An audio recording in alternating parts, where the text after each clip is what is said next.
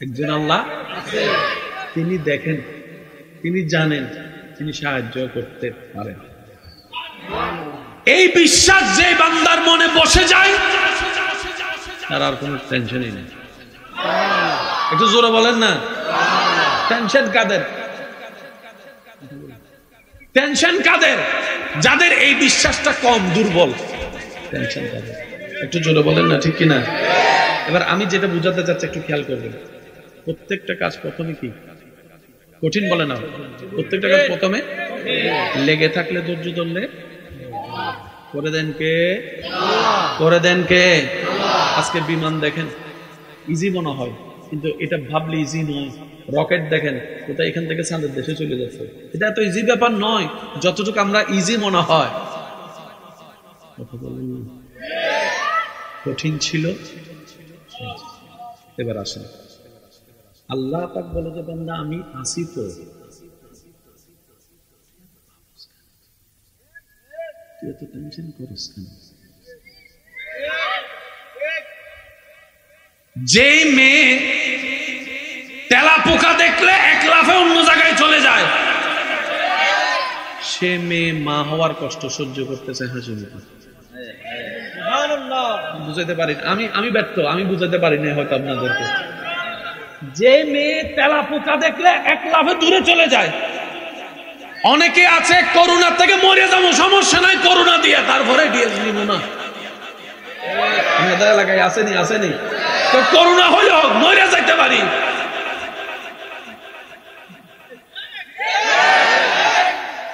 আমাকে একটু বুঝাই বলেন, সে মেয়েটা কিভাবে 10টা মাস একটা বাচ্চাকে পেটে রাখে?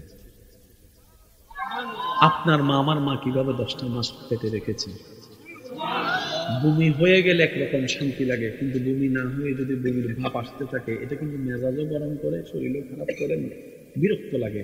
আপনার জন্য আপনার মা, আমার জন্য আমার মা কনসিভ করার পরে ভাতের ঘ্রাণও সহ্য করতে পারে নাই, তরকারির ঘ্রাণও সহ্য করতে পারে নাই, কোনো সুগন্ধও সহ্য করতে পারে নাই। বমির উপর বমি এসছে, বমির উপর বমি আসছে, কিন্তু মন করে বমি করতে পারে নাই। দীর্ঘদিন এই বমির যন্ত্রণা, হাঁটতে পারে নাই, বসতে পারে নাই, শুইতে পারে নাই, হাজার ব্যথা সহ্য করেছে। সন্তানকে দুনিয়ার আলো দেখানোর জন্য মরণের সাথে পর্যন্ত পাঞ্জা লড়েছে। এই কথা বলতে হয়, সমাজে বলে যেই মেয়ে একটা তেলা পোকাকে ভয় করে, কিভাবে সুন্দর। মনে রাখবেন, রব যখন দয়া করে কঠিন ও সহজ হয়ে যায়। সুবহানাল্লাহ বলতে থাকে না? রবের যখন একটু দয়া হয়, কঠিন পথের রাস্তা আপনার জন্য সহজ হয়ে যাবে। কাঁটার রাস্তায় ফুল বিছানো আপনি পেয়ে যাবেন। জগৎ দেখবে আগুন জ্বালিয়ে রেখেছে দুশমন আপনার জন্য, আপনি আগুনের ভিতর পড়লে দেখবেন আল্লাহ আপনাদের জন্য, আপনার জন্য জান্নাতের বাগান সাজিয়ে রেখেছে। মূল কথার এক কথা, আমাদের একজন লাগবে। আওয়াজটা একটু দেন না, যেন ভিতর থেকে আসে। বলেন শুরু থেকে শেষ, ডান টু বামে সবাই একই আওয়াজে বলেন, আমাদের একজন লাগবে। কে? যিনি আমাদের স্রষ্টা তিনি কে? যিনি রহমান তিনি কে? যিনি রহিম তিনি কে? রিজিকের ব্যবস্থা যিনি করে দেন তিনি কে? এবার আসেন, আমার জন্য আমার ডেলিভারির সময় আমার মার পাশে 3-4 জন লাগছে। আপনার ডেলিভারির সময় আপনার মার পাশে 3-4 জন লাগছে। বলেন না, আমি আমারটা বলি, আপনি আপনারটা বলেন। অনেক সময় ধাই মা থাকে, আপনাদের এখানে কি বলে আমি তো জানি না। কি আগে কিছু ধাই মা ছিল, ওনারা ডাক্তারের চাইতেও বড় মহাবৈজ্ঞানিক পণ্ডিত ছিল। আলট্রাসোনোগ্রাফি তখন জগৎ ছিল না। ওনারা এসে ওই পেটে হাত রাখলে বুঝতে পারতো ডেলিভারি কয়দিন আগে হবে, কয়দিন পরে হবে, দিনে হবে না রাতে হবে। আল্লাহ পাক এরকম জ্ঞান দিয়ে রেখেছিলেন ওনাদেরকে। এমনও পর্যন্ত আছে এখানে অনেক হাজার মানুষ আছে যাদের সাথে ডাক্তারের কোনো সম্পর্ক হয় না ডেলিভারির সময়। ধাইমাই আছে, এই একজন ধাইমা হাজার হাজার মানুষের বাচ্চার ব্যবস্থা করেছে, এরকম ডেলিভারি ব্যবস্থা করেছে। কথা বলেন ঠিক কিনা? আপনার আমার ডেলিভারির সময় 4 জন 5 জন লাগে। আপনার আমার জন্মের সময় সাইজ ছিল এতটুকু, নাকি সাইজ বড় হয়ে আসছে?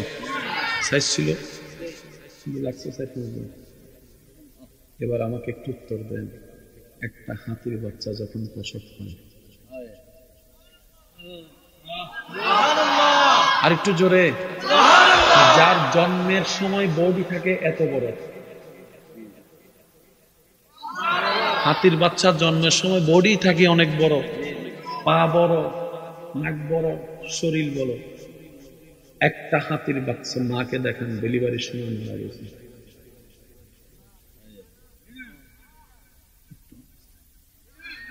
আচ্ছা, এটা না হয় অনেকটা সহজ মনে হচ্ছে। এবার আসেন ওই হরিণগুলার কথা চিন্তা করি, যে হরিণগুলার শিং লম্বা হয় বড় হলে, জন্মের সময় কিছু শিং তাদের কাছে থেকে যায়। এই শিংওয়ালা হরিণ ডেলিভারি হলো তো হলো কিভাবে, বাঘের বাচ্চা হলো তো হলো কিভাবে, সিংহের বাচ্চা হলো তো হলো কিভাবে? আমি সুবহানাল্লাহর আওয়াজ শুনতে চাইবো আপনাদের মুখ থেকে। এমন ভাবে সুবহানাল্লাহ বলবেন, এই সুবহানাল্লাহ বলে রবের পবিত্রতার যে প্রশংসা করেন, আল্লাহ যেন এই সুবহানাল্লাহ শুনে খুশি হয়ে আমাদের জীবনটাকে যেন পবিত্র বানায় দেয়, আমাদের জীবনটাকে পবিত্র বানায় দেয়।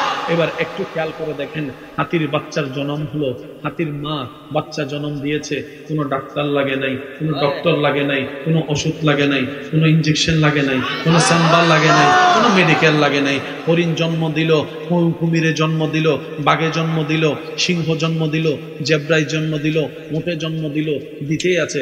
কখনো শুনলাম না কোনো বাচ্চা জন্ম দিতে গিয়ে কোনো পশু পাখি এরকম মারা গিয়েছে, এমন কোনো রেকর্ড কারো কাছে জানা নাই, কারো কাছে জানা নাই। এবার সে বাচ্চার মা যখন কনসিভ করেছে, তার কেয়ার নেওয়ার জন্য আমাদের যে শাশুড়ি আছে, নানি শাশুড়ি আছে, মামি শাশুড়ি আছে, খালা শাশুড়ি আছে, কত জনেরই তো সাপোর্ট আছে। ওই হাতির তো কেউ নাই, ওই বাঘর তো কেউ নাই। এবার তাদেরকে যদি একটু জিজ্ঞেস করেন, আমাদের এত কিছু থাকার পরও এমন অবস্থা, তোমাদের কিছু না থাকার পরও এমন এত সুন্দর অবস্থা কেন? সমস্ত জানোয়ার এক বাক্যে উত্তর দিবে, আমাদের কেউ নাই, আল্লাহ আছে। একজন আছে কে?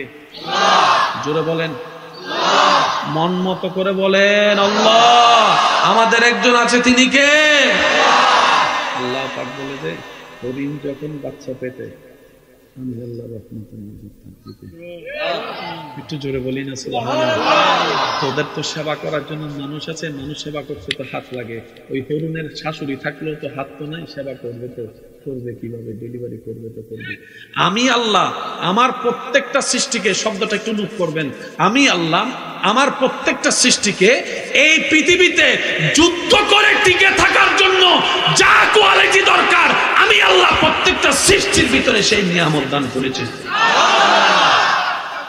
আপনার আমার দুই বেলা খাবারের দরকার আছে না নাই? একটু জোরে বলেন। হরিণেরও খাবারের দরকার, মুরগিরও খাবারের দরকার, বাঘেরও খাবার দরকার।